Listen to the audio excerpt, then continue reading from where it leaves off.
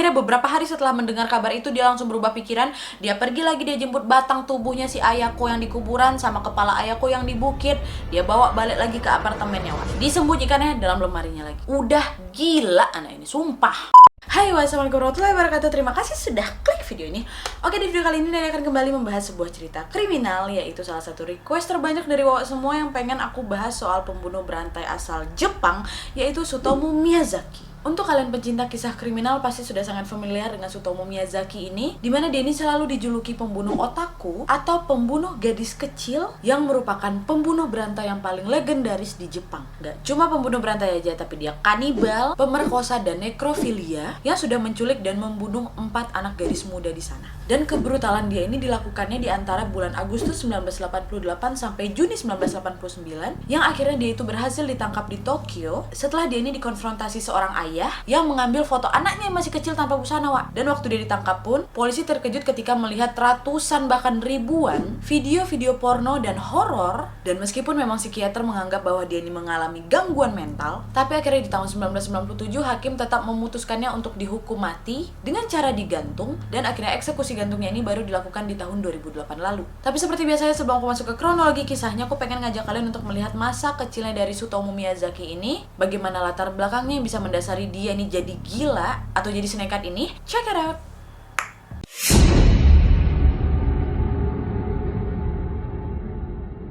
Oke, Wak, jadi Tsutomu Miyazaki ini dilahirkan secara prematur pada tanggal 21 Agustus 1962. Pada saat lahir, dia ini memiliki cacat fisik di mana telapak tangan dengan persendiannya itu kayak menyatu sehingga membuat tangannya itu nggak bisa nekuk ke belakang gitu, Wak. Karena cacat lahir inilah yang membuat Tsutomu tumbuh menjadi anak pendiam dan pemalu, karena juga di sekolah ataupun di lingkungan rumahnya dia ini suka dibully sama kawan-kawannya. Dia ini sangat jarang bergaul, selalu menghabiskan waktunya di rumah aja. Dan ketika dia di rumah, dia ini mengisi waktu luangnya dengan menggambar komik sendiri gitu, Wak. Tapi walaupun memang dia ini nggak bisa bergaul, ya karena memang korban pembulian juga, Miyazaki ini termasuk siswa yang sangat berprestasi di sekolahnya, Wak. Selalu masuk peringkat 10 besar gitu, dari SD, SMP, SMA. Tapi ketika waktu masuk ke universitas, nilainya anjlok. Inilah yang membuatnya tidak bisa masuk ke Universitas Meiji, di mana universitas itu merupakan universitas impian dari orang tuanya, yang akhirnya membuat si Miyazaki ini terpaksa masuk ke perguruan tinggi junior lokal dan belajar menjadi teknisi foto. Di masa inilah, Wak, dia tuh selalu merekam pakaian dalam perempuan anak-anak di kampus itu waktu lagi olahraga tenis. Udah mulai nggak betul ini. Tapi sebenarnya, Wak, Miyazaki ini berasal dari keluarga yang cukup berada. Bahkan keluarganya ini termasuk keluarga yang sangat berpengaruh di lingkungan Itsukaishi, di tempat mereka tinggal. Jadi ayahnya itu kayak punya percetakan surat kabar yang lumayan besar lah, Wak, di sana. Tapi menurut Miyazaki, keluarga itu nggak pernah support dia, Wak. Selalu mengabaikannya, selalu mengucilkan dia. Bahkan kakak perempuan itu dia bilang sangat membenci dirinya. Setiap kali aku berkeluh kesah ke orang tuaku, aku cerita semua masalahku tuh dikacangin. Aku merasa diabaikan, tapi kalau giliran kakak aku yang bercerita, didengerin sama mereka gitu. Gegara dia ini selalu dikucilkan sama orang tuanya, akhirnya dia memutuskan untuk tinggal sama kakeknya, Wak. Karena dikucilkan sama orang tuanya kayak gitu, yang kayak kalian tahu sendiri lah, di luar dia dikucilkan, gak ada yang mau berkawan sama dia balik ke rumahmu menyampaikan keluh kesah masalah dalam diri dia. Kalau dia ini dibully, mah aku dibully, gak ada yang mau berkawan sama aku karena aku gini, gak ada disupport sama sekali sama orang tuanya. Karena hal ini membuat dia tuh agak depresi juga gitu loh. Bahkan ya, Wak, pada saat ini dia tuh pernah mempertimbangkan untuk bunuh diri. Saking kayak, ya Allah, aku nih buat apa sih hidup kayak gitu mungkin. Akhirnya dia tinggal lah sama kakeknya kan, Wak. Betul, kakeknya ini merupakan satu-satunya orang yang sangat menyayanginya dengan tulus, memberikannya perhatian, mendengar semua keluh kesahnya. Dan Miyazaki menganggap kakeknya inilah satu-satunya orang yang sangat peduli dan sayang sama dia. Nah, waktu udah mau masuk perguruan tinggi, Wak, sikapnya si Miyazaki ini udah mulai aneh nih. Udah mulai nakal, udah mulai nggak pantas dicontoh. Karena tingkah anehnya ini diawali ketika dia itu sudah mulai sering mengurung dirinya di kamar berjam-jam, nggak pernah keluar cuma buat makan aja, habis itu balik lagi ke kamar. Tapi ternyata di balik itu dia gemar mengoleksi film-film porno dan bacaan porno. Bahkan ya, Wak, di tahun 1984 katanya dia ini sudah mulai memiliki kegemaran untuk melihat pornografi anak-anak. Dah lah kan, Wak, ya bertahun-tahun kemudian, tepatnya di tahun 1988, kakek yang sangat dia cintai, kakek yang sangat peduli sama dia, meninggal dunia. Dan kepergian kakeknya ini merupakan mimpi buruk untuk si Miyazaki. Sampai-sampai nih Wak, saking sayang kali sama kakeknya, Miyazaki ini memakan abu kremasi kakeknya yang menurutnya dapat mendekatkan dirinya dengan kakeknya ketika kakeknya udah gak ada lagi. Dan memang setelah kematian kakeknya itu, perilaku Miyazaki ini udah makin gak betul, udah makin buruk. Karena ketika balik lagi ke rumah, adik perempuannya pernah mergokin si Miyazaki ini lagi ngintipin adiknya waktu mandi, Wak. Waktu ketahuan dia dimarahi lah sama mama bapaknya kan. Takut dia enggak, diserang yang balik mamanya. Dan akhirnya setelah kejadian itu si Miyazaki memutuskan untuk keluar lagi dari rumah nih. Setelah dia keluar dari rumahnya, dia tinggal di apartemennya sendiri. Dan ketika keluar dari rumahnya inilah Wak, dia ini berubah menjadi monster psikopat. Kok bisa, Nat? Ini kisahnya.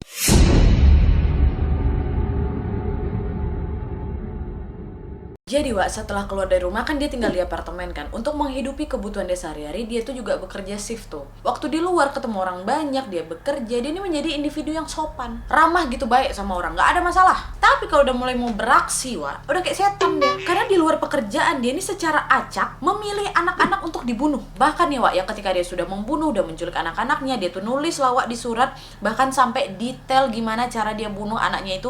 Terus surat itu dikirimkannya ke keluarga anaknya ini. Dan ketika sedang menculik anak-anak itu, dia tuh kerap menelpon keluarga korban, harus sampai diangkat nih Wak. Kalau nggak diangkat dia bakal telepon terus-terusan sampai akhirnya diangkat. Dan waktu diangkat dia diam aja, dia diam aja kan Wak, nggak ada ngomong apa-apa dengan nafas beratnya itu, nggak ada ngeluarkan satu patah kata pun. Dan pembunuhan pertamanya ini dilakukan pada tanggal 22 Agustus 1988, satu hari setelah ulang tahun yang ke-26, dimana pada saat itu ada seorang gadis kecil bernama Mari Kono, masih berusia 4 tahun, menghilang ketika sedang bermain dengan temannya di sebuah taman Wak. Karena tahu anaknya ini hilang, ayahnya si Kono ini langsung melapor ke polisi. Ternyata pada saat itu si Miyazaki, pada saat dia ini mau mencari anak secara acak untuk dijadikan korban, dia ini sudah mengamati si Mari Kono ini dari kejauhan. Disamperinya si Mari Kono, kebetulan si Mari Kono ini lagi nggak sama kawannya, dimasukkanlah si Mari Kono dalam mobilnya, terus langsung diculiknya kan. Pada saat itu si Miyazaki mengatakan kepada si Mari Kono kalau om ini adalah teman ayahmu nyuruh om jemput kamu, yuk nak yuk balik gitu katanya kan. Ikutlah si Mari Kono ini Wak. Waktu itu si Miyazaki ini membawa si Mari Kono ini ke arah baratnya Tokyo dan memarkir mobilnya ini di sebuah jembatan di area perhutanan. Diturunkannya si Mari Kono, ngobrol dulu nih mereka selama 30 menitan gitu. Dan setelah itu si Miyazaki langsung membekap Mari Kono sampai lemas dan meninggal. Dan bengisnya ketika si Mari Kono sudah meninggal, dia ini melakukan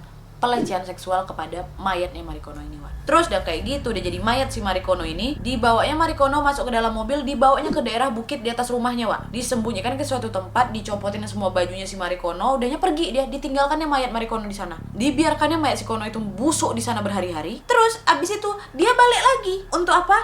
Untuk melepaskan tangan dan kakinya Mari Kono ini Wak. Dan yang gila ya, setelah dipotong tangan sama si kaki Mari Kono ini, kedua anggota tubuhnya Mari Kono dibawanya balik, dimasukkan dalam lemarinya Wak. Abis sudah dibiarkan aja lagi mayat di si Mari Kono situ. Nggak sampai di situ aja, gila ya Wak. Tangan sama kaki si Kono dibawa ke rumah kan. Terus diapain sama dia? Mohon maaf, dipisahkannya daging sama tulang dari tangan dan kakinya si Kono. Tulangnya direbusnya, udahnya digiling ya Wak, sampai jadi bubuk. Kalian pikir lah, gak dong.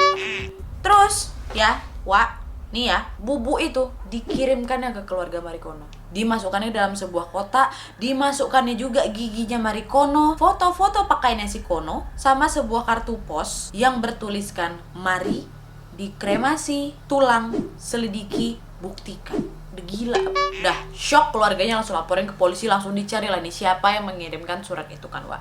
Sembari pencarian, masih juga dia dicari secara acak anak-anak tuh jadikan korban berikutnya. Hanya dalam waktu 2 bulan aja, tepatnya di tanggal 3 Agustus 1988, korban kedua pun datang. Sama seperti kebiasaan gilanya tuh, dia bawa mobilnya, dia cari lah itu secara acak, oh anak-anak mana yang lagi main-main di taman. Dia kemudikan lah itu mobilnya sepanjang jalan pedesaan kan Wak. Waktu di jalan, dia ketemu anak kecil lagi jalan sendirian. Namanya Masamiya Yoshizawa.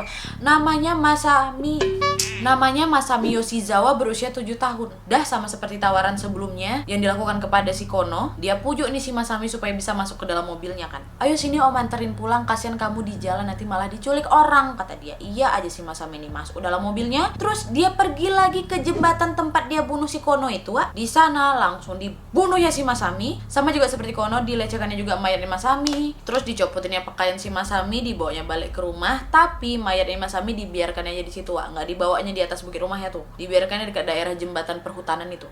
Dan setelah membunuh Masami itu, hal gila yang dilakukan kepada si Kono tidak dilakukan kepada Masami. Dia tidak mengirimkan kartu pos gila kepada keluarga Masami, tapi dia ini hanya menyimpan pakaian lengkapnya si Masami aja di apartemen Ewa. Dahnya 2 bulan kemudian, tepat di tanggal 12 Desember 1988, korban ketiga datang lagi, namanya Erika Namba, yaitu seorang gadis kecil yang masih berusia 4 tahun, dimana sama seperti Masami lagi jalan balik ke rumah dari rumah kawannya. Tiba-tiba di jalan si Miyazaki lihat, langsung disamperin, dipujuk biar masuk ke dalam mobil. Akhirnya berhasil lah dia culik si Erika ini kan. Kemudian si Miyazaki ini membawa si Erika ke sebuah lahan parkir di sebuah tempat bernama Naguri Saitama, dan dia memaksa si Erika untuk membuka seluruh pakaiannya. Terus di fotonya, udah difoto, dibekap si Erika, meninggal si Erika, diikatnya tangan sama kaki si Erika, dibungkusnya pakai spray, dimasukkan ke bagasi mobilnya. Tapi pada saat itu pakaian si Erika nggak dibawa balik ke apartemen, dibuangnya pakaian Erika ini ke area perhutanan juga, tapi nggak sama-sama tempat sebelumnya, beserta mayat si Erika. Udah digelepakinnya di situ. Dan untuk korban ketiganya ini sama juga dilakukan seperti korban pertama, dia ngirimin kartu pos lagi ke keluarga si Erika dengan menggunakan potongan kata-kata yang ada dalam majalah, dikumpulkannya sehingga menjadi sebuah kalimat: Erika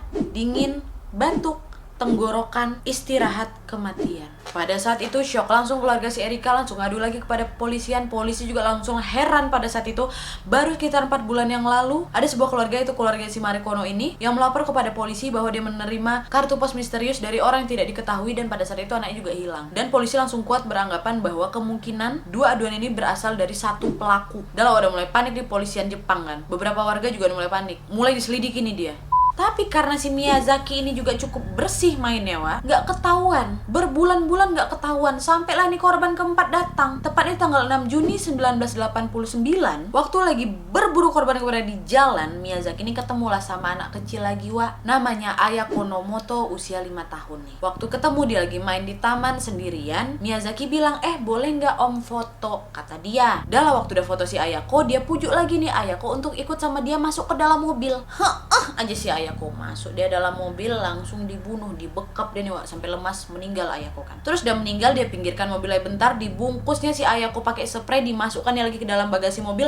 Dia pergi ke apartemennya, Setelah berhasil memasukkan Ayako ke dalam apartemennya, dia diamkan mayat Ayako di sana selama 2 hari. Dan selama 2 hari itu juga binatang satunya disetubuhinya mayat si Ayako. Ya Allah.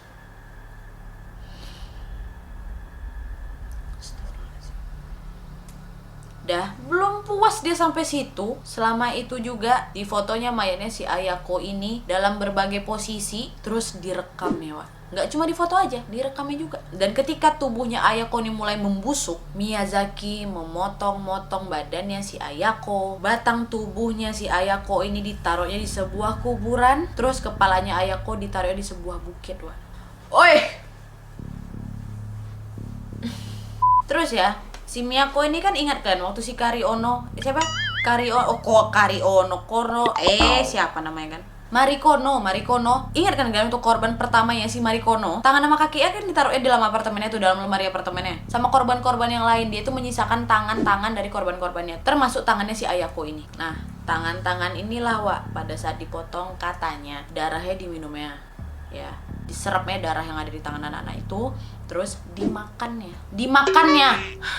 Untung udah mati anak ini loh. Terus waktu itu dia dengarlah kabar kalau memang ada aduan dari 2 keluarga korban dia itu yang mengadu kepada polisi dan mengatakan bahwa anak-anak ini hilang. Ternyata tubuhnya si Marikono yang dieksekusi di bulan Agustus itu belum ditemukan. Karena dia takut polisi bisa menemukan batang tubuhnya si Ayako yang dibuang di kuburan sama kepalanya Ayako yang di bukit. Akhirnya beberapa hari setelah mendengar kabar itu, dia langsung berubah pikiran. Dia pergi lagi, dia jemput batang tubuhnya si Ayako yang di kuburan sama kepala Ayako yang di bukit.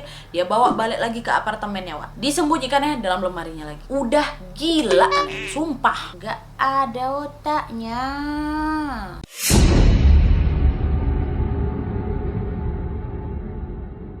Akhirnya perjalanan bengisnya si Tsutomu Miyazaki ini berakhir ketika tepatnya di tanggal 23 Juli 1989, masih melakukan kebiasaan gilanya untuk berburu anak-anak. Miyazaki ini melihat ada 2 adik-beradik lagi main di taman, ya kan. Dahnya dideketinya, dia tuh berusaha untuk memisahkan antara si kakak sama adiknya nih. Berhasil dia deketin si adiknya, yang kebetulan pada saat itu di luar pengawasan kakaknya. Dipujuknya lah diajak main adiknya ini kan. Masih di taman nih, belum dimasukkan dalam mobil. Tiba-tiba nih, bapaknya anak berdua ini memergoki si Miyazaki ini lagi motret anaknya, nggak pakai baju, Wak. Ya ngamuk lah bapaknya kan, langsung dihantam sama bapaknya. Berantem dia nih, Wak. Tapi pada saat itu Miyazaki berhasil melarikan diri. Dikejar sama bapaknya, kebetulan lagi ada polisi di situ. Akhirnya waktu Miyazaki ini berusaha masuk ke dalam mobil yang lagi dia parkir di taman itu, ketangkaplah dia nih, Wak. Waktu itu belum ketahuan nih kalau si Miyazaki pelaku dari 4 korban sebelumnya. Dia ditangkap, polisi langsung periksa apartemennya. Disitulah ketahuan, Wak. Jadi nih ya, yang makin mengejutkan, waktu apartemennya diperiksa sama polisi menemukan sekitar 5.700-an rekaman video porno, dan banyak juga video diantaranya ini yang berisi pornografi anak-anak gitu, Wak. Dan di situ juga polisi menemukan foto-foto dan rekaman korban-korbannya. Maaf juga nih ya, emosi aku. Dan Wak ya, pada saat diperiksa itu dia emang dasarnya orang gila, psikopat, nggak ada otak. Waktu diperiksa tenang dia, nggak ada rasa bersalah, ditanya apa dijawab, malah angkuh, sombong gitu, dia nggak ngerasa bersalah. Itu kepuasan buat aku, kata dia gitu. Dan akhirnya pada saat dia ditangkap, berita dia di mana-mana, media menjulukinya pembunuh otakku atau pembunuh anak-anak. Dan setelah kejadian itu juga, pembunuhannya itu menyebabkan kepanikan moral terhadap anak-anak yang ada di sana, dan mereka beranggapan bahwa video-video rekaman ditemukan polisi itulah yang menjadi alasan dia ini menjadi seorang pembunuh. Dan berbagai surat kabar juga mengatakan bahwa Miyazaki ini sudah terbuai dengan dunia fantasinya yang dia tangkap di video-video anime atau video horor dan video pornografi itu sebagai hasil dari pengasuhannya yang sudah diabaikan. Dan setelah Sutomo ditangkap, korban sudah teridentifikasi, keluarga korban syok, pingsan, bahkan ini menjadi momok memalukan untuk Jepang. Dan akhirnya persidangan pertamanya itu dimulai tanggal 30 Juli 1990. Dan waktu itu ya Wak ya, dia ini sama halunya kayak Luka bilang Manny kan, jelas-jelas nggak ada. Dia juga bilang, weh, yang nyuruh aku kayak gitu tuh bukan aku aja, tapi ada orang namanya Redman ini tokoh kartun, Wak. Dia bilang, Redman itu yang nyuruh aku membunuh, untuk nyulik anak-anak itu, terus dibunuh, terus dilecehin kayak gitulah. Udah halu, memang udah halu orang-orang ini. Akhirnya baru disitulah diketahui bahwa Redman ini adalah tokoh yang sering dia gambar sejak dulu. Ingat kalian kan, waktu kecil dia suka apa? Suka ngelukis-lukis komik bergambar. Si Redman ini yang suka dia gambar. Jadi halu dia memang dari dulu, sama kayak si Luka. Dan ya Wak ya, setelah ketahuan juga kalau Redman itu halu, waktu persidangan nih juga si Luka siapa namanya, aku kayak belum bisa move on dari Luka tuh loh, Wak. Miyazaki waktu lagi di persidangan kerjanya apa? Orang lagi sidang nih, lagi dengar keterangan saksi atau jaksa atau siapapun lah yang ada di persidangan itu, dia ngapain? Dia tetap gambar si Redman itu. Dia tetap gambar aja tuh. Slow aja, slambe kalau bahasa Melayu tuh. Dan pada saat itu keluarganya Miyazaki, khususnya ayahnya, yang memang berdasarkan dari orang yang lumayan mampu nih, menolak untuk membayar atau memberikan pembela hukum kepada putranya ini. Dan Wak, saking depresinya, mendapatkan cemooh dari masyarakat, berita dan lain-lain, di tahun 1994 bapaknya ini bunuh diri. Dan memang persidangan si Miyazaki ini lumayan cukup lama, Wak. Sekitar 7 tahun hanya berfokus kepada kondisi mentalnya si Miyazaki aja. Karena memang pada saat itu pun hukum Jepang mengatakan orang yang ada dalam kondisi mental nggak bisa dihukum, dan orang-orang yang lemah berhak mendapatkan pengurangan hukuman. Dan pada saat itu pengadilan menunjuk ada 3 tim psikiater ahli yang ditunjuk oleh pengadilan memberikan kesimpulan yang berbeda, Wak. Dimana 2 diantaranya berpikiran bahwa si Miyazaki ini orang lemah karena tekanan maksudnya. Dan yang satu beranggapan bahwa si Miyazaki ini terkena skizofrenia, di mana dia ini mengalami gangguan kepribadian kan. Tapi si tim ketiga ini mengatakan bahwa walaupun dia ini mengalami gangguan kepribadian, dia ini masih dianggap mampu untuk mengambil tanggung jawab atas tindakannya. Dan pada saat itu pengadilan distrik Tokyo mengatakan bahwa si Sutomo Miyazaki ini dalam keadaan sangat sadar akan besarnya dan konsekuensinya atas kejahatannya ini, dan dia tetap harus bertanggung jawab. Akhirnya dia pun dijatuhi hukuman mati pada tanggal 14 April 1997. Dan pada saat itu juga Sutomo Miyazaki sempat melakukan banding. Alhamdulillahnya ditolak. Dia tetap harus menerima hukuman mati oleh Pengadilan Tinggi Tokyo di tanggal 28 Juni 2001. Banding dia lagi, Mahkamah Agung Tokyo tetap menetapkan dia ini harus dihukum mati pada tanggal 17 Januari 2006. Dan akhirnya Menteri Kehakiman Kunio Hatoyama menandatangani surat kematiannya si Miyazaki ini setelah dia digantung di tanggal 17 Juni 2008. Inilah Wak ya. Itulah kenapa dari kecil itu kita dilarang untuk nonton film porno. Kenapa, Wak? Karena memang bibit-bibit dari pembunuh berantai itu salah satunya adalah gemar menonton film-film porno. Dan memang dari kisah yang aku sampaikan ini, aku berharap kalian nih, Wak, aku yang punya anak, tetap diawasi, Wak. Dia mau main kemana aja tetap awasi. Tolong awasi, jangan kasih main handphone ya kalian. Tolong please awasi anak kalian. Dan aku juga yakin kalian juga pasti menerapkan kepada anak-anak kalian untuk jangan pernah bicara dengan orang yang tidak dikenal, dan jangan pernah meninggalkan anak di luar pengawasan kita. please Wak, sebelum kalian nyesal ya Wak ya, tolong please, mohon, aku minta tolong ya. Dan memang ya Wak ya, setelah aku baca kisahnya Sutomo ini yang dia beranggapan bahwa dia dari dulu itu diacukan sama keluarganya, dia memiliki cacat fisik, segala keluh kesahnya tidak didengarkan oleh keluarganya juga, ini yang membuat dia agak kayak kecil hati gitu Wak. Inilah juga yang membuat dia ini di luar pengawasan orang tuanya, makanya dia jadi kayak gini. Nauzubillahi min zalik ya Allah. Oke Wak, jadi sekian dulu videonya. Terima kasih yang sudah menonton. Kalau kalian suka video ini, klik like-nya. Jangan lupa komen di bawah untuk ide dan saran-saran untuk video selanjutnya. Jangan lupa nyalain notifikasinya supaya kalian tahu kalau aku upload video baru. And as always, jangan lupa untuk klik tombol subscribe supaya kalian sama-sama tahu informasi menarik dan menegangkan dari channel aku. See you next video Wak. Bye.